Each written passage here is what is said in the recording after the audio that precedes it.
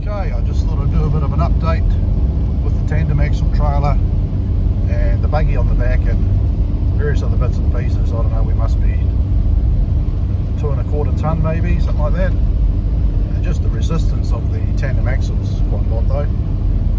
EGTs on level ground at 90 kilometers an hour. It's around about, well, that's just under 400. We are going slightly downhill. So it usually sits about 400. Boosting is probably about 10 psi to hold it at 90 kilometers an hour on the level.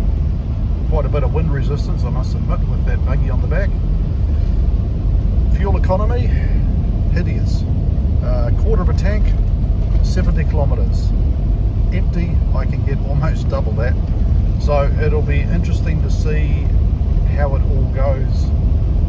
You know, when I get up to home, going up the Western Bays, which is reasonably torturous on the fuel. But otherwise, yeah, going well. You certainly know it's there. Is it any better than what it was before? Hard to tell, to be honest. I mean, it must be. It's got a lot more performance empty, so I'd imagine it will translate into full. Yeah, anyway, but I mean, these vehicles are built for it. A miserable day though. Driving over a national park, you can't even see Ruapehu. I've stayed 2 nights in Horapido. Spent the day in water. I haven't seen the sun in about 3 days. Bloody hell. It's winter. And it was, well, it's 9 degrees now. It was about 6 this morning when I got up. Anyway, I'll flick this over and keep you updated. 10-4, rubber duck, over and out. I'm pulling up the big hill over the saddle. Just chopped down a second then. Too much throttle. She's pulling well.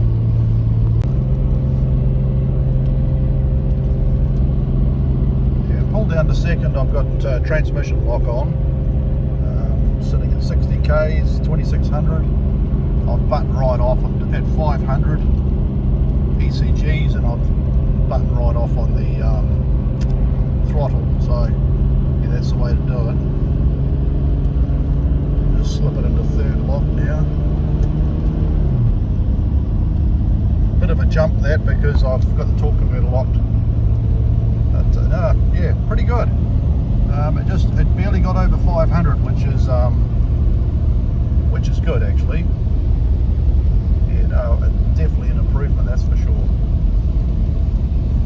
Rightio, I'll try and turn this camera off without sliding off the road.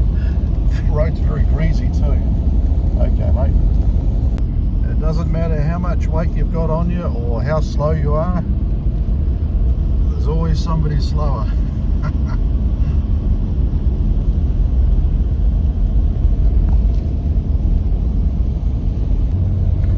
Found the secret for getting good economy and very little throttle inputs. What you do is you draft a big truck like that.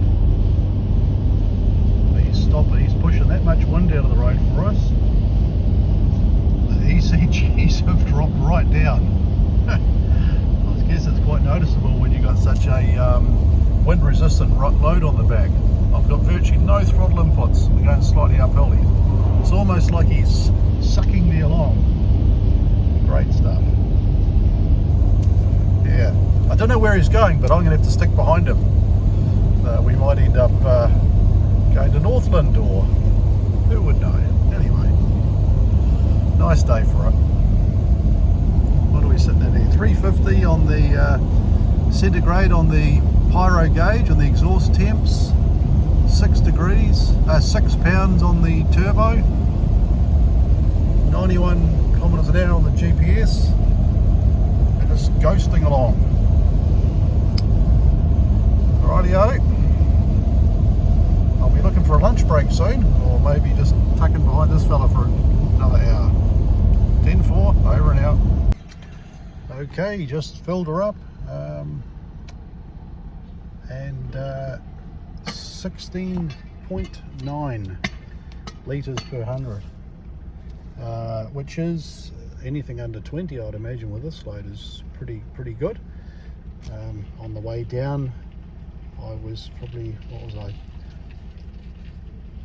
around about 11, sort of 10.5 to 11, I can't quite remember, and then almost 17, so let's call it 6 litres per 100 more.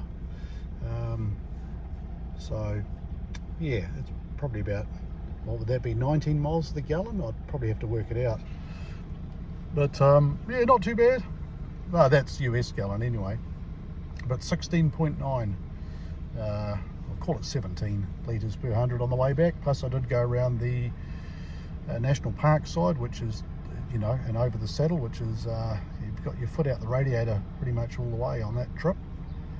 She's yeah, pretty hilly, but otherwise, yeah, no complaints, going well.